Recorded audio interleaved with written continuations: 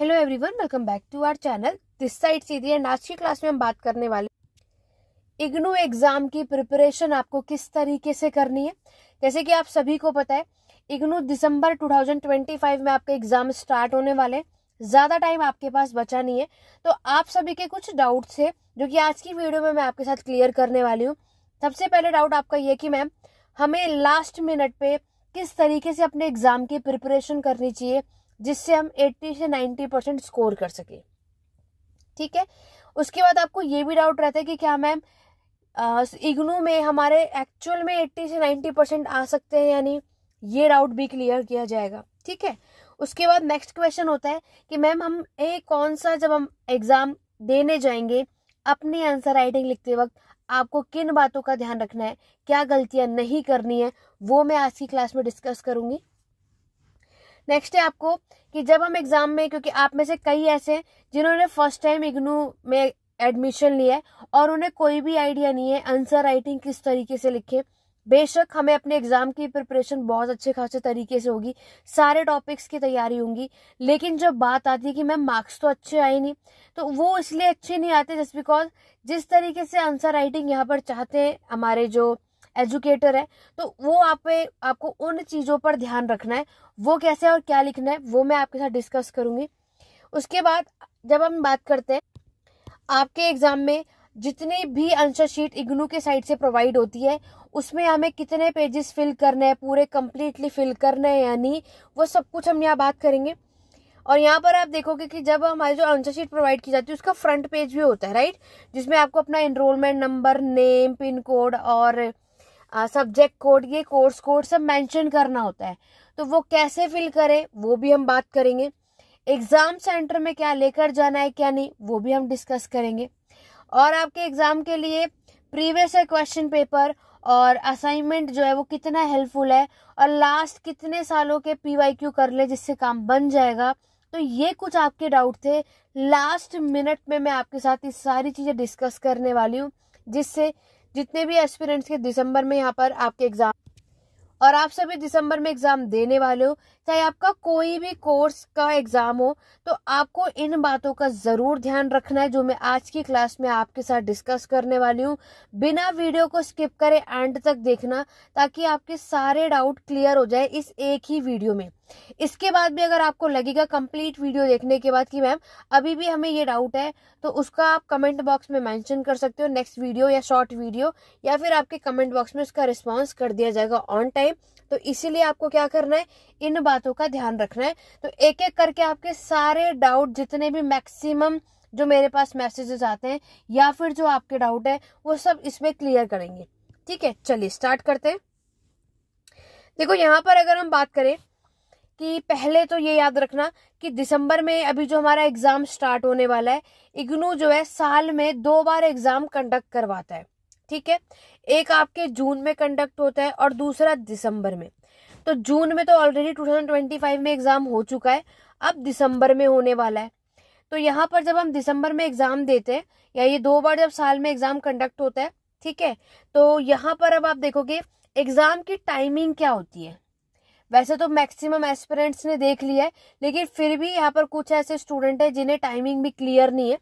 तो देखो, जब एग्जाम इग्नू में एग्जाम जब होता है ना, उसकी टाइमिंग 2 है, एक मॉर्निंग शिफ्ट में होता है और एक नून टाइमिंग में। ठीक है, मॉर्निंग का जो शिफ्ट होगा वो 10 से 12 या 1 बजे का होगा, यानी कुछ ऐसे सब्जेक्ट होते हैं जिसका एग्जाम 2 घंटे का होता है, कुछ ऐसे सब्जेक्ट होंगे जिसका एग्जाम 3 घंटे का होता है। तो ओवरऑल मॉर्निंग की जो शिफ्ट होती है 10 से 1 बजे का आपको देखने को मिलता है। उसके बाद दूसरी जो शिफ्ट स्टार्ट होती है वो 2 बजे से लेकर के 5 बजे तक आप देखते हो। ठीक है, तो इसके लिए आपको क्या करना है, आपका जो भी कोर्स होगा, आप जिस भी BA कर रहे हो, मास्टर्स कर रहे हो या MBA कर रहे हो, कुछ भी कर रहे हो आप सभी, चाहे BEd क्यों ना कर रहे हो इग्नू से, तो आपको अपने कोर्स के अकॉर्डिंगली डेट शीट चेक कर लेना। डेट शीट मेरे चैनल पे मैंने ऑलरेडी अपलोड कर दी है, जिसमें आपको पता चल जाएगा कि आपका एग्जाम मॉर्निंग शिफ्ट में या नून टाइमिंग में। ठीक है, नेक्स्ट अगर हम बात करें हॉल टिकट, आप में से बहुतों को तो यही नहीं पता कि हॉल टिकट होता क्या है। ऐसे कुछ कमेंट और टेस्ट आ रहे थे। देखो, हॉल टिकट और एडमिट कार्ड एक ही बात होती है। ठीक है।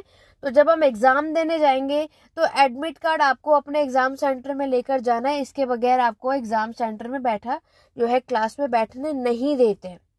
तो हॉल टिकट, अब आपको ये भी है कि मैम ये कब पब्लिश होगा, आज इतना टाइम हो चुका, अब तो एग्जाम भी आने वाले। तो जैसे ही मैं आपको बता रही हूँ कि यहाँ पर हॉल टिकट जो है 20 नवंबर तक आप देख सकते हो कि कभी भी 20 से 25 के बीच में हॉल टिकट पब्लिश हो जाएगा। जब भी ये और यहाँ पर ये पब्लिश करते हैं उसकी नोटिफिकेशन अपडेट आपको मेरे चैनल पर ऑन टाइम देखने को मिल जाएगी।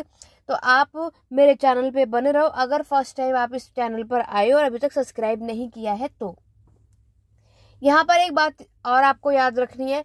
तो यहाँ पर ना हॉल टिकट भी ये कुछ इस तरीके से पब्लिश करते हैं, जिनका एग्जाम पहले होता है उनका हॉल टिकट ये पहले पब्लिश कर देते हैं, जिसका बाद में स्टार्ट होता है उसको बाद में। तो यहाँ पर जब ये फर्स्ट टाइम अपना हॉल टिकट पब्लिश करे और बहुत सारे एस्पिरेंट्स का नहीं आएगा तो आप सभी को घबराने की जरूरत नहीं है, आप सभी का भी यहाँ पर हॉल टिकट आ जाएगा ऑन टाइम। ठीक है, बस फर्क क्या होता है कि हमारा जो एग्जाम है वो थोड़ा लेट है, इसलिए वो हमारा एडमिट कार्ड थोड़े बाद में लॉन्च करते हैं। जिनका एग्जाम पहले उनका पहले लॉन्च कर दिया जाता है। तो यहाँ पर आपको ये घबराने की जरूरत नहीं कि मैम हमने तो एग्जाम फॉर्म फिल कर दिया था लेकिन अब हम एग्जाम में हमें एडमिट कार्ड आया ही नहीं, क्या करें। तो कोई प्रॉब्लम नहीं है, एडमिट कार्ड ऑन टाइम आ जाता है। ठीक है, नेक्स्ट हम ये आपको क्लियर है। मॉर्निंग और नून टाइमिंग में 2 शिफ्ट है। अपनी डे शीट नहीं तो जब आपका हॉल टिकट या एडमिट कार्ड जब पब्लिश किया जाएगा उसमें आपको आपका एग्जाम का टाइमिंग, एग्जाम का सेंटर, ठीक है, और आपके कौन कौन से सब्जेक्ट का कौन से डेट पर कौन से दिनों में आपका एग्जाम है वो सब कुछ उस हॉल टिकट में मेंशन होता है। ठीक है, यहाँ तक क्लियर हो गया कि एग्जाम में कौन सी टाइमिंग पर हमारा एग्जाम है और एग्जाम का जो हॉल टिकट या एडमिट कार्ड है वो कब आता है। तो यहाँ पर अभी आपका जो मेन फोकस होना चाहिए वो एग्जाम की प्रिपरेशन पर होना चाहिए। बाकी हॉल टिकट कब आएगा क्या वो आ जाएगा, उसकी फिक्र आपको नहीं करनी है। ठीक है, अब अगर हम बात करें कि मैम अब दिसंबर में एग्जाम है, 15 दिन मुश्किल से हमारे पास बचे, तो क्या पढ़े, कितना पढ़े, किस चीजों को ज्यादा इंपॉर्टेंस दे, क्या चीज स्किप करे, उसके बारे में बात करते हैं। देखो सबसे पहले बात आती है कि मैम एग्जाम की प्रिपरेशन हमें कैसी करनी चाहिए। देखो अब हमारे पास 15 डेज है और आप में से कई ऐसे होंगे जो इस वीडियो को एग्जाम से 1 से 2 दिन पहले भी देख रहे होंगे। तो 15 से या कुछ दिन, 1 हफ्ता भी हो, 1 वीक भी अगर आपके पास है। तो सबसे पहले मैंने हमेशा हमारी एक क्लास में डिस्कस किया है कि सबसे पहले तो आपको अपना सिलेबस चेकआउट करना है। ठीक है, जो भी सब्जेक्ट का आपका एग्जाम है उसका सिलेबस आपके सामने होना चाहिए। उसके बाद प्रीवियस ईयर क्वेश्चन पेपर, आपका जो भी सब्जेक्ट हो, मैं हर एक सब्जेक्ट और हर एक कोर्स की बात यहाँ पर कर रही हूँ। तो आपको अपना सिलेबस और previous year question paper mostly 2 से 3 साल का आपके पास होना चाहिए। लाइक अभी 2025 चल रहा है तो 2023 से 2025 वो भी जून तक की मैं बात कर रही हूँ, यहाँ तक के सारे प्रीवियस ईयर क्वेश्चन पेपर जो वो आपके पास होने चाहिए। ठीक है, और सिलेबस होना चाहिए। फिर आपको क्या करना है, सिलेबस और पीवाईक्यू जब आपने सामने रखोगे, इन पीवाईक्यू से आपको एनालाइज करना है। क्योंकि यहाँ पर देखो इग्नू का जो एग्जाम होता है ना, इसमें जो हमारे क्वेश्चंस होते हैं वो मैक्सिमम रिपीट होते हैं। ठीक है, रिपीटेड क्वेश्चन हम इग्नू में देखते हैं। तो यहाँ पर एक अच्छी अपॉर्चुनिटी है हमारे पास कि हमें हर वक्त जो है, यहाँ पर ये नहीं है कि हर साल नया नया क्वेश्चन आएगा, नए टॉपिक्स आएंगे, ऐसा नहीं होता। यहाँ पर ये रिपीट भी करते हैं। तो क्वेश्चन रिपीट जब किया जा रहा है तो हमें यहाँ पर क्या समझना है कि आपको इन 2 से 3 सालों में जो क्वेश्चन पेपर आपने उठाया, अपना सिलेबस चेकआउट किया। क्योंकि बहुत सारे सिलेबस में क्या है, 35 यूनिट्स होते हैं, 40 यूनिट्स होते हैं। अब हमें इतने चैप्टर्स तो पढ़ने नहीं, क्योंकि जस्ट बिकॉज एग्जाम में तो सिर्फ 5 ही क्वेश्चन अटेम्प्ट करना है। तो आप जब 2 से 3 साल का previous year question paper analyse कर लोगे तो आपको ना कुछ इंपॉर्टेंट जो रिपीटेड क्वेश्चन है, 5 से 7 टॉपिक्स, वो आपको मिल जाएगा आपके सब्जेक्ट के अकॉर्डिंग, उसको नोट कर लो। ठीक है, तो जब आपने उस टॉपिक को नोट कर लिया तो एक बात याद रखना, और कि वो जो चैप्टर आपने देखा कि हाँ ये इस वाले चैप्टर से ये क्वेश्चन ज्यादातर आते हैं, तो वो चैप्टर भी हमें पूरा नहीं करना है ना, उस चैप्टर में भी जब आप अपनी बुक में देखोगे तो आप उसमें देखते हो उसमें से कुछ सब टॉपिक होते हैं। लाइक कोई भी टॉपिक हो, देखो मेरे चैनल पे ऑलरेडी अगर हिस्ट्री के एस्पिरेंट्स हो तो एमए और बीए के आपको मिल जाएंगे कि आपको क्या पढ़ना है क्या नहीं। और हिस्ट्री से रिलेटेड अगर आप और कोई वीडियो देखना चाहते हो तो कमेंट करके जरूर बताना, नेक्स्ट वीडियो आपको मेरे चैनल पर मिल जाएगी। लेकिन अगर हम अदर कोर्स की बात करें, आपने कोई भी टॉपिक देखा तो उस टॉपिक से हमेशा ये नहीं होता कि पूरा ही चैप्टर आएगा, पूरे कंप्लीटली चैप्टर पढ़ने की रिक्वायरमेंट नहीं होती। उसमें से भी आपके कुछ सब टॉपिक्स होते हैं जो हमें सिर्फ बार बार वही रिपीट होते हैं, उन पर आपको काम करना है। ठीक है, बाकी के चैप्टर्स जो है उसको स्किप कर दो, उसे आपको नहीं करना। ठीक है, ये जब एनालाइज करना है ये आपको ध्यान रखना है। अब यहाँ पर आपको ये डाउट है कि मैम इग्नू में, यहाँ पर देखो पहली बात तो एग्जाम में पास होने के लिए 100 में से 40 मार्क्स हमें लेकर आना ही आना है। कैसे भी करके 100 में से 40 मार्क्स होने चाहिए, तभी आप सभी एग्जाम में पास माने जाओगे। ठीक है, और अगर आप में से कोई 50 मार्क्स का एग्जाम किसी का हुआ है तो 50 मार्क्स के लिए 18 मार्क्स जो लाना कंपलसरी, तभी जाके वो पासिंग मार्क्स माना जाता है। ठीक है, क्योंकि पासिंग मार्क्स भी हमें पता होना चाहिए हमारे एग्जाम के अकॉर्डिंग। यहाँ तक क्लियर है। उसके बाद आप देखोगे कि जब हम आंसर राइटिंग लिखते हैं तो आपके एग्जाम में एक तो 20 मार्क्स का क्वेश्चन होगा, 10 मार्क्स का होगा। वैसे मैंने मेरे चैनल पर ऑलरेडी मार्क्स के अकॉर्डिंग, वर्ड लिमिट के अकॉर्डिंग कितने पेजेस में आपको अपने आंसर राइटिंग को कंप्लीट करना है वो मैंने ऑलरेडी चैनल पे अपलोड कर रखा है। अगर नहीं देखा है, शॉर्ट वीडियो के सेक्शन में जाकर के देख सकते हो। तो 20 मार्क्स का अगर क्वेश्चन है तो ये आपका, अगर हम बात करें 5 पेजेस में आपको अपने आंसर को कंप्लीट करना है। ठीक है, 5 पेजेस भी कैसे, जैसे ये हमारा पेजेस है तो इसका फ्रंट और बैक, तो ये 2 पेज हो गए मिलाकर। ठीक है, इस तरीके से 5 पेजेस आपको काउंट करना है। और 10 मार्क्स का कोई क्वेश्चन आप अटेम्प्ट कर रहे हो जो कि शॉर्ट नोट कहलाता है, इसके लिए आपको 3 पेजेस में अपने आंसर राइटिंग को कंप्लीट करना है। ठीक है, नेक्स्ट है कि मैम हमें जब इग्नू की सीट, पहले तो एक बात याद रखना, इग्नू के एग्जाम में आप किसी भी कोई भी एग्जाम दो तो इग्नू में जब हम एग्जाम देने जाते हैं और ये लोग जो आपको आंसर शीट प्रोवाइड करते हैं वो सिर्फ एक ही आंसर शीट प्रोवाइड होगी, इसके बाद और कोई आंसर शीट प्रोवाइड नहीं की जाती।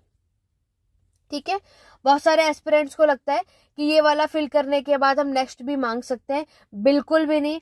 आपको इग्नू में एक ही बार आंसर शीट प्रोवाइड होती है जिसमें मैक्सिमम 24 से 25 पेजेस होते हैं, वो भी कैसे, आगे पीछे करके। 24 से 25 पेजेस आपको अपने एक ही आंसर शीट में प्रोवाइड किया जाता है। और वो एक्स्ट्रा इसीलिए नहीं देते जस्ट बिकॉज उन्होंने जो क्वेश्चन आपसे पूछा है, इसीलिए वो आपको वर्ड लिमिट भी दे देते हैं कि 5 पेजेस में आपका जो 500 वर्ड्स होना चाहिए, 3 पेजेस वाला जो है ये 250 वर्ड्स में आपको अपने आंसर राइटिंग को कंप्लीट करना है। क्योंकि अगर इन्होंने आपको आंसर शीट एक्स्ट्रा प्रोवाइड करी तो मैक्सिमम एस्पिरेंट्स क्या होते हैं, कहानियां, स्टोरियां लिखते हैं, और इतना टीचर्स के पास पढ़ने का टाइम नहीं होता है। इसीलिए ये आपको वर्ड लिमिट भी मेंशन करते हैं और आपको लिमिटेड पेज यहाँ पर प्रोवाइड किया जाता है, क्योंकि आपको 5 क्वेश्चंस यहाँ पर अटेम्प्ट करना है। और मैंने आपको बताया 5 क्वेश्चन अगर आप ऐसे 5 उस पेजेस में करोगे, ठीक है, तो 25 पेजेस में हम अपने आंसर राइटिंग को कंप्लीट कर सकते हैं। ठीक है, तो यहाँ पर इसीलिए इन्होंने आपको पेजेस भी इतना ही देते हैं ताकि आप अपने 5 जो है जो क्वेश्चंस को है इजीली से इन्हीं 25 पेजेस में कंप्लीट कर लो। नेक्स्ट ये रहता है, आप में से बहुत सारे स्टूडेंट को ये लगता है कि मैम हम जैसे मान लो एक क्वेश्चन आपने अटेम्प्ट करा जो कि 20 मार्क्स का था, और मैंने अभी आपको बताया कि आपको इस 20 मार्क्स के आंसर को कंप्लीट करने के लिए 5 पेजेस तक ही करना है लास्ट। ठीक है, जैसे बहुत सारे ऐसे होते हैं कि 4 to 5 में ही कर सकते हैं। ठीक है, लेकिन आप में से कई ऐसे होते हैं जो थोड़ा सा ओवर स्मार्ट कि हमें इस टॉपिक से रिलेटेड थोड़ा और आता है, तो आप लोग क्या करोगे, एक ही इसी क्वेश्चन को 6 पेजेस में करने लगते हो कि चलो थोड़ा एक्स्ट्रा लिख देते। तो याद रखना, इग्नू में ऐसा कुछ नहीं होता कि आपने एक एक्स्ट्रा पेज में अपने आंसर राइटिंग को कंप्लीट करा तो वो आपको ज्यादा मार्क्स देंगे, बल्कि कट और कर देते हैं। आपके मार्क्स डिडक्ट कर दिए जाएंगे। तो आप इस गलत फहमी में कोई भी नहीं रहेगा कि अगर मैंने एक ही आंसर को 6 to 7 पेजेस में कर दिया तो हमें ज्यादा मार्क्स मिल जाएंगे, तब तो वो आपको और कम देते हैं। तो ये गलतियां बिल्कुल भी मत करना। जितनी वर्ड लिमिट है, जितने पेजेस मैंने आपको मेंशन करे, अपने आंसर राइटिंग को सिर्फ उतने ही वर्ड लिमिट में कंप्लीट कर देना। इग्नू वालों को स्टोरीज बिल्कुल नहीं पसंद कि हम सिर्फ लिखते जा रहे हैं, कुछ भी लिख रहे हैं, क्योंकि आंसर राइट जो शीट आपको प्रोवाइड की जाती है उसमें जो आंसर आप लिखोगे उतना पढ़ने का टाइम किसी पे नहीं होता। यहाँ पर जो क्वेश्चन पूछा है और लिमिटेड आप है यहाँ पर, ये वो आंसर चाहते हैं, और जो वो अपना आंसर राइटिंग में चीजें देखना चाहते हैं, आपका मेन फोकस उस पर होना चाहिए, ना कि अपनी कहानियां लिखने पर। ठीक है, तो ये सबसे पहली चीज। दूसरी चीज कि आपको जैसे मैंने बताया 24 से 25 पेजेस इग्नू के एक आंसर शीट में प्रोवाइड होता है, जो कि आपको कैसे भी करके ये सारी की सारी शीट फिल करनी है, कंपलसरी समझ लो। ठीक है, अब आप में से बहुत कहेंगे कि मैम 3 घंटे में या 2 घंटे में इतना टाइम नहीं कि 25 पेजेस फिल कर पाए। ये हो सकता है, ये डिपेंड करता है सिर्फ और सिर्फ आपकी स्पीड पर। तो अगर अभी आपने लिखना नहीं स्टार्ट करा तो नोट्स बनाया करो और लिखना स्टार्ट कर दो, ताकि आप 3 घंटे में आपकी स्पीड बनी रहे और आप 24 से 25 पेजेस, जितने भी पेजेस यहाँ प्रोवाइड होंगे, आप उन सारे पेजेस को फिल कर सको। ये बिल्कुल कंपलसरी है अगर आप सभी अच्छा स्कोर करना चाहते हैं तो, क्योंकि हम और पढ़ तो रहे, पढ़ने से पहले भी कुछ इंपॉर्टेंट चीजें होती है जिन पर हमें फोकस करना चाहिए। हर एक यूनिवर्सिटी की अपनी एक बात होती है, अपनी एक चेकिंग करने का एक पैटर्न होता है। तो अगर हमने यहाँ फर्स्ट टाइम एडमिशन लिया, हमें कोई नॉलेज नहीं है, तो इसीलिए तो आज हम ये वीडियो देख रहे, नहीं तो हमें क्या रिक्वायरमेंट थी। तो जो कुछ भी मैं आपको आज की क्लास में बता रही हूँ, ये ऐसा नहीं है कि सिर्फ व्यूज के लिए या कुछ भी बना दो काम हो जाएगा, नहीं, ये डेफिनेटली आपके काम आने वाली है। और पहले भी प्रीवियस वीडियोस में भी आपको ये सब कुछ देखने को मिलेगा, जहाँ पे मैंने ये चीजें ऑलरेडी बताई हैं और प्रीवियस एस्पिरेंट्स को ये काम भी आया है, यूजफुल भी रहा है। ये सारी चीजें फॉलो करोगे, डेफिनेटली मार्क्स आप जो है इग्नू के एग्जाम में अच्छा स्कोर कर सकते हो। क्योंकि देखो, अच्छा स्कोर करोगे, चाहे आप ग्रेजुएशन में करो चाहे मास्टर में करो, तब जाकर आप आगे किसी और अदर एग्जाम की प्रिपरेशन करोगे, तो यहाँ पर जब परसेंटेज अच्छी बनेगी तभी बात बनेगी। ठीक है, तो ये आपको याद रखना है। तो पहले हमें क्या समझ आया कि आपको क्या करना है, पूरी 25 पेजेस फिल करनी है। स्पीड बढ़ा लो, अभी से नोट्स बनाना स्टार्ट कर दो ताकि आप ये काम कर सको। तो क्या गलतियां नहीं करनी, एक तो ये गलती, क्योंकि देखो अभी तो सबसे ज्यादा मिस्टेक होगा आपके फर्स्ट एग्जाम में। ठीक है, आपका जो भी सब्जेक्ट का फर्स्ट जो होगा एग्जाम होगा, उसमें सबसे पहली गलती आपको क्या करोगे, उसी में मैक्सिमम मुझे जो डीएम्स आते हुए आएंगे, मैम हम सिर्फ 19 से 20 पेजेस ही फिल कर पाए हैं, क्या हम इससे अच्छा स्कोर कर लेंगे। तो देखो, मैंने आपको पहले भी बताया, इग्नू वाले तो सबसे पहले ये देखते हैं कि आपने पेजेस कितने फिल करे, आंसर तो वो बाद में पढ़ेंगे। उसके बाद देखो मैक्सिमम जो हमें मार्क्स देखने को मिले और जिनके ऑलरेडी आ चुके हैं और फिर वो वीडियो देख रहे हैं, तो यहाँ पर आप देखोगे उनके मार्क्स 50 से 55 से ऊपर गए नहीं होंगे। क्यों? जस्ट बिकॉज उन्होंने इतने पेजेस में अपने आंसर को कंप्लीट किया है। यहाँ पर होगा कि मैम हमने लिखा तो बहुत अच्छा है ऐसे, क्योंकि मैंने आपको बताया कि वो उतना आंसर राइटिंग नहीं पढ़ते, स्टार्टिंग की चीजें रीड आउट करते हैं और ये पेजेस चेकआउट करते हैं, क्योंकि हमारी वर्ड लिमिट के अकॉर्डिंगली हमने देख लिया कि 25 पेजेस 5 क्वेश्चन के करने के लिए हमें चाहिए ही चाहिए, है ना। तो इसीलिए हमारा फोकस होना ही चाहिए कि आप इसको पूरे क्वेश्चंस जो हैं अपने फिलअप कर सको, अगर अच्छा स्कोर करना है। जो कम लिख पाएगा तो डेफिनेटली आपके मार्क्स 50 से 55 ही रहेंगे, और उसके बाद अगर उतना अच्छा भी नहीं लिखा होगा तो इससे भी कम आएगा। लेकिन अगर आपने थोड़ा बेटर लिखा होगा, अपना आंसर राइटिंग बिल्कुल करेक्ट लिखा होगा, तो मैंने आपको ये 50 से 55 मार्क्स आउट ऑफ 100 यहाँ पर बताए। ठीक है, तो ये गलतियां नहीं करना कि हम पेजेस छोड़कर आ गए। दूसरी मिस्टेक ये मत करना कि आपने क्या किया है कि कुछ भी लिख रहे हैं, कुछ नहीं लिखना। ऐसा नहीं है कि हम कुछ भी लिखे और इग्नू में मार्क्स ऐसे ही मिल जाते हैं। बहुत बड़ी गलतफहमी है आप सभी की कि इग्नू में एग्जाम में कुछ भी लिखेंगे और मार्क्स मिल जाएंगे। उनसे पूछो जो ऑलरेडी इग्नू में एग्जाम दे चुके हैं, बहुत अच्छा भी लिखा होगा उन्होंने, ठीक है, फिर भी मार्क्स उन्हें कैसे मिले, जा करके उन सभी से पूछना। ठीक है, वो सब आपको बताएंगे कि मैंने बहुत अच्छा लिखा था, प्रॉपर तरीके से भी किया, लेकिन हमें मार्क्स नहीं मिले उतने अच्छे। ठीक है, ऐसा नहीं है कि मिलते नहीं है, मिलते हैं, लेकिन आपको जो आंसर राइटिंग है, मेन है कि हम आंसर राइटिंग लिख कैसे रहे, किस वे में लिखना है, और कैसे आपको अपनी आंसर राइटिंग जो आपने लिखा है, क्योंकि ऑब्वियस है टीचर्स के पास इतनी सारी शीट होती हैं, अब उसमें से वो सारे तो क्वेश्चन एक एक लाइन बैठ के तो नहीं रीड आउट करेंगे, तो हमें कुछ इस तरीके से आंसर लिखना है कि हमारे आंसर की जो मेन पॉइंट है, जो हमारे टीचर्स देखना चाहते हैं, हम वो उन्हें नजर आ जाए। ठीक है, तो उस पर अभी हम बात करेंगे। तो आपको क्या करना है, पूरे 25 पेजेस में अपने आंसर को कंप्लीट करना है। 20 मार्क्स, 10 मार्क्स की वर्ड लिमिट मैंने आपको बता दिया, जिसकी जितनी वर्ड लिमिट, जिसकी जितने पेजेस मैंने आपको बताए, उससे ज्यादा या कम मत लिखना, यही सजेस्ट करूंगी मैं आपको। ठीक है, अब आपको क्या करना है, एक तो आप जब एग्जाम देने जाएंगे तो आपके पास सिर्फ 2 ही पेन होने चाहिए, ब्लू पेन और ब्लैक पेन। अब ये आपकी चॉइस है कि आप जेल पेन लेना चाहते हैं या बॉल, क्योंकि आप में से बहुतों का कमेंट ये भी आएगा कि मैम जेल पेन लेकर जाए या बॉल पेन लेके जाए। आप सभी बेशक ग्रेजुएशन, पोस्ट ग्रेजुएशन कर रहे हो, लेकिन ये बच्चों जैसे सवाल आपके माइंड में तब भी रहेगा ही, तो इसलिए ये चीज भी मैं यहाँ मेंशन कर रही हूँ। आपको वो पेन लेकर जाना है जिसमें आपकी स्पीड बनती हो। ठीक है, क्योंकि आप सभी ऑलरेडी पहले से ही हम कई पेन यूज करते हुए, और हमें पता है कि हमारे कौन से पेन से स्पीड बन रही है, तो वो पेन लेकर के आप सभी जाओ। ब्लैक या ब्लू पेन, ये 2 पेन से आप अपने आंसर राइटिंग को सिर्फ लिखोगे। उसके बाद आपकी पेंसिल, ठीक है, क्योंकि आपके एग्जाम के अकॉर्डिंग पेंसिल की भी रिक्वायरमेंट होती ही है। और उसके बाद आपका जो स्केल हुआ, तो ये आप ले जा सकते हो, इरेजर, तो ये कुछ बेसिक सी चीजें। लेकिन पेन हम सिर्फ 2 ही लेकर जाएंगे, कोई थर्ड पेन नहीं लेकर जाना। फिर आपको ये रहता है मैम हम हाइलाइटर लेके चले जाए, अंडरलाइन करना है, तो बिल्कुल भी नहीं।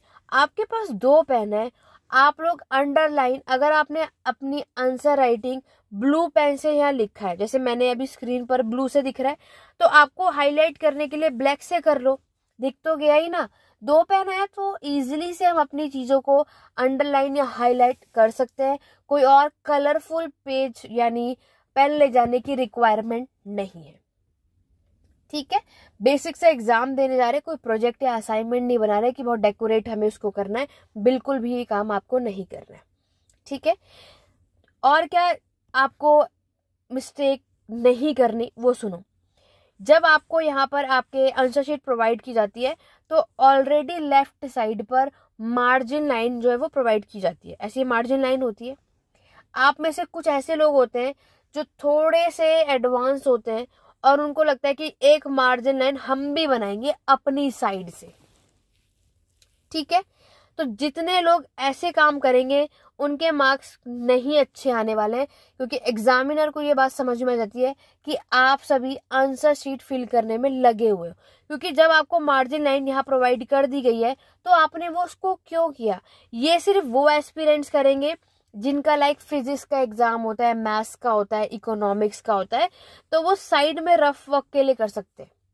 ठीक है, वो भी इतना लंबा चौड़ा नहीं, सिर्फ एक होता है ना लिटिल बिट, जैसे ये आपकी आंसर शीट है, ठीक है, मार्जिन लाइन आपको दे रखा है, और रफ वर्क के लिए आप बहुत पतला सा, ऐसा नहीं है कि रफ वर्क करने के लिए भी आप सभी क्या कर रहे हो, बहुत सारे लोग ऐसे इतना कर देंगे कि हम इसमें, फिर इतने में क्या लिखोगे आप। ठीक है, ये मिस्टेक मत करना कि मैम हम तो करेंगे, हमें तो अगर आपको करना है ये आपकी चॉइस है, मार्क्स नहीं लाना है, कितना बेटर लाना है ये आप पे डिपेंड करता है, लेकिन ये मिस्टेक मत करना, यही सजेस्ट करूंगी मैं हर एक पर्सन को। ठीक है, क्योंकि यहाँ पर क्या होता है, मैक्सिमम मैंने आंसर राइटिंग जो है यहाँ पे आंसर शीट देखी है, एक लाइन में सिर्फ 4 वर्ड लिखते हैं, और किसी में तो सिर्फ 3 ही मिलेगा आपको। तो जहां पर हम 7 से 8 वर्ड लिख सकते हैं, आप सिर्फ 3 से 4 वर्ड लिख कर आ रहे हो, तो इसका मतलब हम सिर्फ लिखने भर पेज को फिल करने में लग रहे हैं, हमें इसका आंसर राइटिंग उतना अच्छे से आता नहीं है। है ना। देखो ये वीडियो थोड़ी लंबी हो सकती है, लेकिन मेरा मेन उद्देश्य क्या है, आपको चीजें क्लियर होनी चाहिए। जो आप मिस्टेक करके आते हो ना, आप लोगों के मार्क्स अच्छे नहीं आते हैं, जिससे परसेंटेज डाउन हो जाती है, और फिर आपको लगता है मैम परसेंटेज अच्छी नहीं बना, क्या दोबारा से री एग्जाम दे। भाई उसमें भी तो आपकी फी दोबारा लगेगी, फिर से पैसे खर्च होंगे, उसका कोई लॉजिक नहीं बनता। अगर हमने स्टार्टिंग से अपने कुछ चीजों का ध्यान दे लिया होता तो वापस हमें री एग्जाम देने की रिक्वायरमेंट नहीं होती। तो इसीलिए जल्दबाजी करने से अच्छा है एक बार आराम से चीजों को समझ ले, फिर अपने एग्जाम की प्रिपरेशन स्टार्ट करें, और उन गलतियों पर ध्यान दे जो हमें नहीं करनी चाहिए, और जो हम करने वाले थे या करने की सोच रहे थे वो आपको नहीं करना है। ठीक है। अब जब अब क्या नेक्स्ट कोशिश करनी है हमें, कि जब हम आंसर राइटिंग लिखनी हमने स्टार्ट करी है, तो सबसे पहले कोशिश करो कि आप अपने आंसर राइटिंग में इंट्रोडक्शन, प्रस्तावना लिखो और ऐसे अंडरलाइन करो। जरूरी नहीं है कि इंट्रोडक्शन कोई 1 पेजेस का हो, 1.5 पेजेस का हो, 2 पेजेस का हो। आपको जितना भी उस टॉपिक से रिलेटेड इंट्रोडक्शन आता है वो आपको मेंशन करना है। ठीक है। कभी कभी क्या होता है कि कुछ ऐसे टॉपिक होते हैं जो बहुत छोटे होते हैं, लेकिन एग्जामिनर 20 मार्क्स में फिर भी देंगे वो क्वेश्चन, है ना। तो आपको क्या करना है, इसको इंट्रोडक्शन लिखो आप अपने अकॉर्डिंग, कि हाँ इस टॉपिक के बारे में हम कब से पढ़ते हुए आ रहे, कौन से समय पर, किसके टाइम पर हमें ये देखने को मिलता है। और फिर नेक्स्ट टाइम आपके एग्जाम में मान लो किसी का कैरेक्टरिस्टिक्स या फीचर जो भी पूछा, जो भी एग्जाम में क्वेश्चन पूछा है, फिर वो हेडिंग लिखो कि अब हम ये बताने वाले हैं। ठीक है। और लास्ट में एट द एंड कॉन्क्लूजन। तो कॉन्क्लूजन ठीक है, अगर आपको हर एक क्वेश्चन का नहीं आ रहा हो, 5 में से कम 2 से 3 क्वेश्चन के कॉन्क्लूजन तो लिख ही सकते हैं। हमेशा फर्स्ट क्वेश्चन और जो लास्ट क्वेश्चन है, ये दोनों, जो क्वेश्चन नंबर फर्स्ट अटेम्प्ट करने वाले हो और क्वेश्चन नंबर 5 जो आप अटेम्प्ट करने वाले हो, ये वो अटेम्प्ट करना जो आपको बहुत अच्छे खासे तरीके से एग्जाम में प्रिपरेशन करके आप गए हो। ठीक है। हम क्या करते हैं, जो इम्पोर्टेंट टॉपिक्स होते हैं, जो हम एकदम हमें बहुत अच्छे खासे तरीके से आते हैं, वो बीच में करते हो, क्योंकि एग्जामिनर एक तो पहला क्वेश्चन डेफिनेटली चेक करेंगे, और आखिरी तक जाते जाते, क्योंकि सभी को पता है 5th क्वेश्चन सब वही करेंगे जो बिल्कुल नहीं आता हमें, या हम जिसमें हम स्टोरी बनाने वाले हैं, या वो क्वेश्चन कंप्लीट नहीं आता, थोड़ा बहुत आता है बाकी नहीं आता, वो 5th नंबर पे कभी भी मत करना, वो मिड में करना। मान लो क्वेश्चन नंबर 3rd पे कर लेना, कि जो क्वेश्चन हमें नहीं आता, जिसका आइडिया नहीं है। बाकी आपको पता ही है हर एक क्वेश्चन की वर्ड लिमिटेड, तो वो पेजेस को स्किप करके, कि मान लो क्वेश्चन नंबर 3rd हमें वो क्वेश्चन अटेम्प्ट करना है जो हमें थोड़ा बहुत पता है, ज्यादा नहीं पता, उसमें हम थोड़ी स्टोरी बनाने वाले हैं, तो आपको वो क्वेश्चन नंबर 3rd पर अटेम्प्ट करना है। और हमें पता है कि मैम, फिर आप कहोगे मैम ये कैसे पता करें, पेज भी इसमें तो छोड़ने पड़ेंगे, तो बिल्कुल छोड़ सकते हो। आपके पास पेजेस जो है वो लिमिटेड है, और हर एक क्वेश्चन करने का पेज लिमिट भी है, तो 5 पेजेस आपको, यानी कि आगे पीछे करके, यानी 2 पेजेस को छोड़कर फिर नेक्स्ट क्वेश्चन स्टार्ट कर देना। ठीक है। और जो एक क्वेश्चन आपको नहीं आता होगा, जिसके बारे में थोड़ी कम नॉलेज होगी, उसमें हम 4 पेजेस भर सकते हैं, फिलअप कर सकते हो। फर्स्ट और क्वेश्चन नंबर 5, ये दोनों वो करना जो बहुत अच्छे तरीके से आपको आता हो। ये सारी चीजें आपको ध्यान रखनी है। उसके बाद क्या करोगे, आगे देखो। यहाँ पर जब हम अपने आंसर राइटिंग करते हैं, तो आपने देखा होगा कि आपका ये जो बना है, मान लो ये आपकी है आंसर शीट। ठीक है। आप में से बहुत से ऐसे जिसमें सब्जेक्ट है, लाइक ज्योग्राफी हुआ, है ना, कि हमें उसमें जिस भी आपको लगता है किसी भी टॉपिक में कोई भी मैप हो, कोई भी टेबल हो, डायग्राम हो, तो डेफिनेटली बनाओ। ठीक है। मान लो कि जब आप क्वेश्चन है, और अगर आप कोई भी ऐसा सब्जेक्ट है जिसमें आप मैप बनाने वाले हो, चाहे ज्योग्राफी हो चाहे वो कुछ हो, तो ना साइड में आपको ऐसे पहले बॉक्स बनाना है। ठीक है। उसके बाद आपको अपना मैप इसमें मेंशन करना है कि हम यहाँ पर बताने वाले हैं, और फिर उसकी स्टोरी आप यहाँ लिखोगे कि इंट्रोडक्शन में हम ये बातें कह रहे हैं, ये सारी बातें। लेकिन ये साइड में बनाना, और ज़्यादा बड़ा भी नहीं होना चाहिए। जैसे इतना बड़ा पेज था, हमने सिर्फ इतनी सी चीज़ की, क्योंकि इससे क्या होता है, हमारा जो आंसर है वो प्रॉपर तरीके से नज़र आता है, और यहाँ पर ये भी नहीं लगेगा कि हमने बहुत पेज को भरने में ही लगे हुए हैं बस, है ना। ये काम नहीं करेंगे, ये आप कर सकते हो। और मैक्सिमम जो है, हम जो जिस भी सब्जेक्ट में आपको लग रहा है कि हमारा कोई फीचर्स है, कैरेक्टरिस्टिक्स है, टाइप्स है, तो उसमें ना पहले उसको बताने से पहले आप डायग्राम के थ्रू बनाओ कि हाँ इसके ये कैरेक्टरिस्टिक्स है। तो जब आप ये बनाओगे फ्लो चार्ट के थ्रू, तो आपने ये उसके बारे में यहाँ पर लिख दिया। अब आपको क्या करना है, यही चीज जो आपने बॉक्स में बताई है फिर आप नीचे एक्सप्लेन करते रहो कि हाँ हमने ये। एग्जामिनर जो है वो आपके इसी फ्लो चार्ट को देखकर समझ जाएंगे फीचर्स कि हाँ इन्हें ये सारी चीजें पता है। फिर इन्हीं को जो आपने अंदर पॉइंट में यहाँ पर लिखा था उन्हीं को आप नीचे एक्सप्लेन कर रहे हो। तो एग्जामिनर पे इतना टाइम नहीं है कि वो नीचे का पढ़ेंगे, वो इससे समझ जाएंगे कि आप लोगों को कॉन्सेप्ट आता है। ठीक है, तो कोशिश करो हर मतलब सारे टॉपिक्स में नहीं कर पा रहे तो कम से कम 2 से 3 क्वेश्चन ऐसे देखो कि जिसमें हम डायग्राम, फ्लो चार्ट, मैप, है ना, ये सारी चीजें आप लोग बना सको ताकि हमारे मार्क्स यहाँ पर इजीली से आ जाए। टाइम पीरियड याद रखो, है ना। अगर आपको कोई टेबल बनानी है जिसमें हमने देखा ये टाइम पीरियड है, ये उसके हिस्टोरियंस है, ये उसका प्लेस है, तो ऐसे बनाओ और मेंशन करो और फिर इसी टेबल को नीचे एक्सप्लेन करो कि हमने इस टेबल में क्या एक्सप्लेन किया है, वो आपको बताना है। इस तरीके से आपको काम करना है। ठीक है, इनके अलावा आपने यहाँ पर जो भी कुछ लिखा है अभी इंट्रोडक्शन में और आपको लग रहा है कि ये इंपॉर्टेंट चीज है, फिर ना आपको उसको हाईलाइट करना है। मान लो आपने कोई भी इंपॉर्टेंट चीज ये लिखी और आपको लग रहा है ये मुझे टीचर्स को दिखाना है कि हाँ देखो कि ये इंपॉर्टेंट चीज है जो आप आंसर राइटिंग में चाहते हो, तो उसको ना ऐसे अंडरलाइन कर देना। और आप में से बहुत से होते हैं जो मैक्सिमम वर्ड्स को अंडरलाइन ही करते रहते, मैक्सिमम को नहीं करना। जहां कहीं भी टाइम पीरियड हो, हिस्टोरियंस, स्कॉलर्स के नेम हो, है ना, चाहे इकोलॉजिस्ट के नेम हो, साइंटिस्ट के नेम हो, जो भी आपका कोर्स है उसके अकॉर्डिंग है, तो सिर्फ उन्हें अंडरलाइन। उनकी कोई बुक है तो वो अंडरलाइन, बाकी कुछ नहीं करना है। किसी का कोई स्टेटमेंट है तो आप अंडरलाइन करो। कोई भी स्कॉलर्स है किसी भी सब्जेक्ट का, उन्हें अंडरलाइन करो। टाइम पीरियड कोई है वो कर सकते हो जिसमें आप उन्हें बता सको, टीचर्स को दिखा सके। कोई बुक है वो आप अंडरलाइन कर सकते हो, है ना। तो ये चीजें अंडरलाइन हमें करनी है। किसी के टाइप्स आपने बताए हैं, ठीक है, ये टाइप्स है, या ये चीजें एक्सपोर्ट की जाती थी, इंपोर्ट की जाती थी, या ट्रेड रूट, या कोई जगह यानी कि कोई प्लेस हो, वो चीजें अंडरलाइन कर सकते हैं। पूरे आंसर को मत अंडरलाइन करना, क्योंकि मैक्सिमम लोग सिर्फ अंडरलाइन नहीं करते। पता चला कुछ लोगों ने यहाँ अंडरलाइन किया, फिर पता लगा इसमें भी अंडरलाइन कर रहे, लास्ट वाले उसकी नेक्स्ट लाइन में भी अंडरलाइन कर रहे हैं। ऐसे काम नहीं करना, क्योंकि हम यहाँ पर अपने आंसर राइटिंग में इम्पोर्टेंट चीज को हाईलाइट हम नहीं करा है, ताकि हमारे जो टीचर्स है वो उस हाईलाइट को देखे। उन चीजों को हाईलाइट मत करना जो हम टीचर्स को नहीं दिखाना चाहते, क्योंकि टीचर्स की नजर उस पर पड़ गई तो मार्क्स भी आपके चले जाएंगे। तो ऐसे काम नहीं करना। बाई चांस हम अपने एग्जाम की प्रिपरेशन अच्छे से करके तो जाते हैं, कभी कभी एग्जाम सेंटर में जाते हो, आंसर राइटिंग लिखते हो, कुछ चीजों को भूल जाते हैं, है ना, माइंड से स्किप हो जाती है कि अरे यहाँ पे हमने याद तो किया था बट लिखना क्या है वो क्लियर नहीं है। तो अगर ऐसा हो तो वहां पर अंडरलाइन या हाईलाइट उसके आसपास मत करना, उसके आसपास भी मत करना, नहीं तो एग्जामिनर की नजर वहां पड़ेगी, मार्क्स चले जाएंगे आपके, चाहे आपने वो आंसर कितना अच्छा खासा क्यों ना लिखा हो। ठीक है, इन बातों का आपको ध्यान रखना है।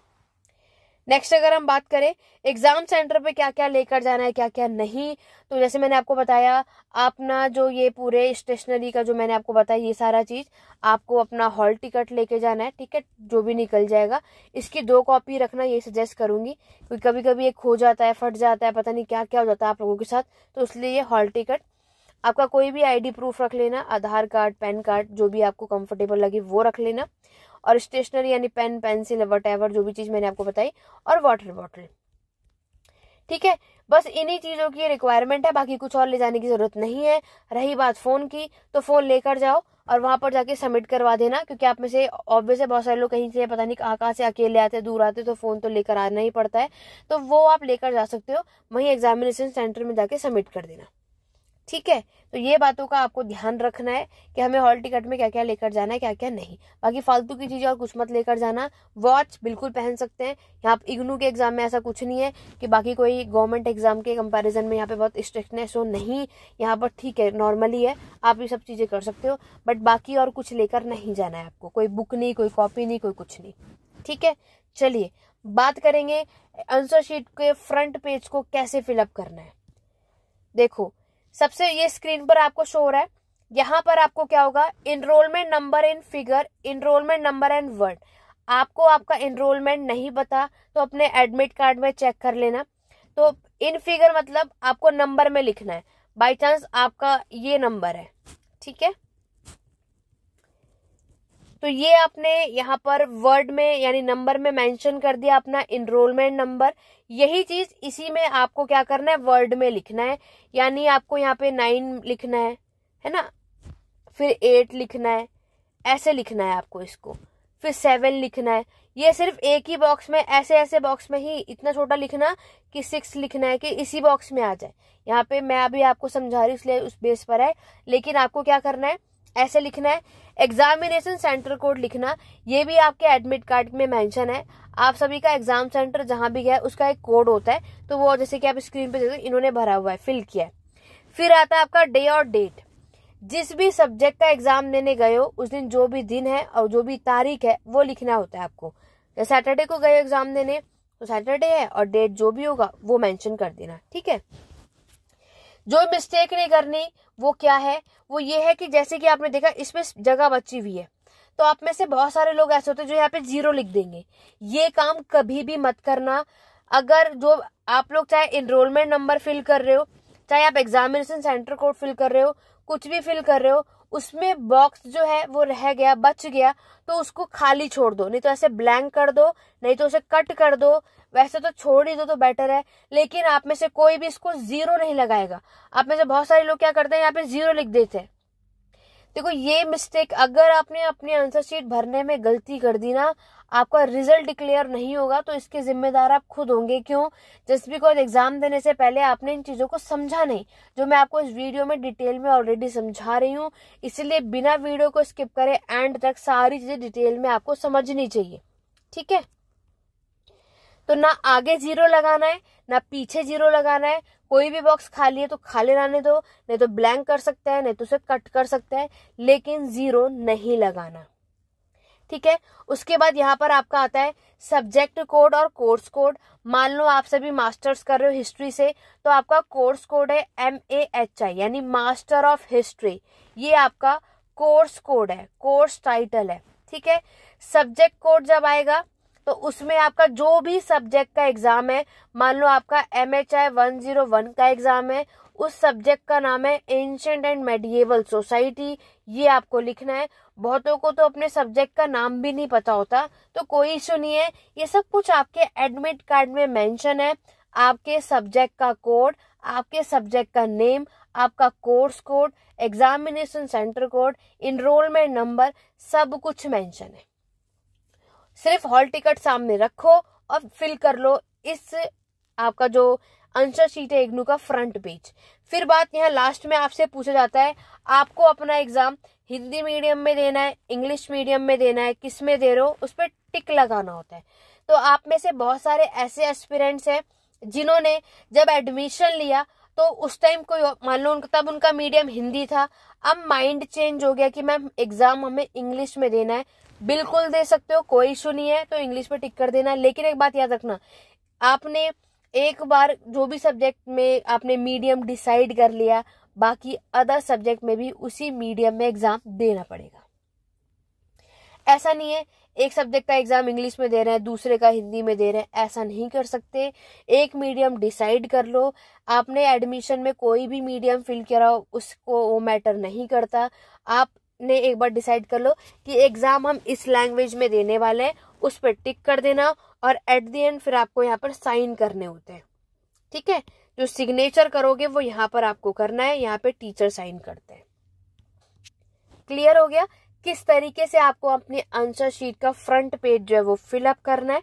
इसके अलावा भी अगर अब आपको लगता है कि मैम कुछ ये भी डाउट है, ये भी हमें एक बार क्लियर कर दो, कमेंट कर दो। जिसके जो भी डाउट बन रहे एग्जाम से पहले वो सभी क्लियर कर लो। MA हिस्ट्री और BA हिस्ट्री की क्लासेस प्रोवाइड की जाती है, नोट्स, असाइनमेंट सब कुछ अवेलेबल है, मैराथन सेशन।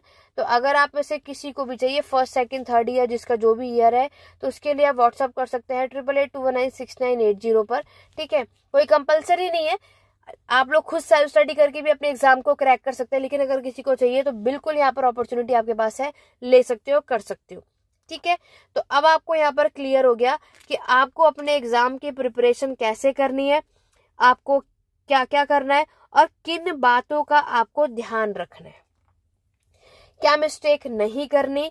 और सब कुछ पढ़ने से अच्छा है लिमिटेड टॉपिक्स करो और उस लिमिटेड टॉपिक्स को क्या करो, इतने अच्छे से अपने सेल्फ नोट्स बना लो कि एग्जाम टाइम में सिर्फ, क्योंकि हमें पता है हम ये क्वेश्चन अटेम्प्ट करने वाले और डेफिनेटली यहाँ से एग्जाम में क्वेश्चन आता ही आता है, तो आपका तो क्या है, इस तरीके से नोट्स बनाओ कि हमें पता है कि हम ये अटेम्प्ट करने वाले। सब पढ़ने से अच्छा लिमिटेड पढ़ो, ठीक है, अपने कोर्स के अकॉर्डिंग जो भी आपका कोर्स है, इंपॉर्टेंट टॉपिक्स उन पर ध्यान दो। आंसर राइटिंग जो मैंने बताया जिस तरीके से, और आंसर राइटिंग पे एक वीडियो में मैंने ऑलरेडी पूरी आंसर शीट दिखाई है जिसमें मार्किंग भी मैंने आपको दिखाया था। अगर आप में से किसी ने वो वीडियो नहीं देखी है, लिंक मैं कमेंट बॉक्स में प्रोवाइड कर दूंगी, जाके देख लेना। वहां पर लिंक आपके कमेंट बॉक्स में है जिसमें मैंने आपको दिखा रखा है आंसर शीट किस तरीके से एग्जामिनर ने चेक किया है, उसमें उन्होंने क्या क्या मिस्टेक की थी जो आपको नहीं करनी है, उसको जाकर जरूर देखना है इस वीडियो के बाद, ठीक है। रही बात, अब जब आप सभी दिसंबर में एग्जाम दे दोगे ना, तो यहाँ पर हमारा जो रिजल्ट है वो जनवरी से आना डिक्लेयर हो जाता है ना, स्टार्ट हो जाता है। तो रिजल्ट जल्दी जल्दी आना स्टार्ट हो जाएगा। वो सारी अपडेट मेरे चैनल पर ऑन टाइम आपको मिल जाएगी। और ये क्लास पसंद आई हो तो ज्यादा से ज्यादा लाइक और शेयर करो, ठीक है। हर एक स्टडी ग्रुप में शेयर कर दो ताकि और भी इग्नू के एस्पिरेंट्स जितने भी उनकी हेल्प हो सके। और आज की क्लास कैसी लगी कमेंट करके जरूर बताना कि आज की क्लास से आपको कितनी हेल्प मिली। और अभी भी कोई डाउट है किसी का, जल्दी से जाओ कमेंट करो, सभी के कमेंट का रिस्पॉन्स मिलेगा। आज की क्लास को यहीं एंड करेंगे, मिलेंगे नेक्स्ट क्लास में। Thank you for watching.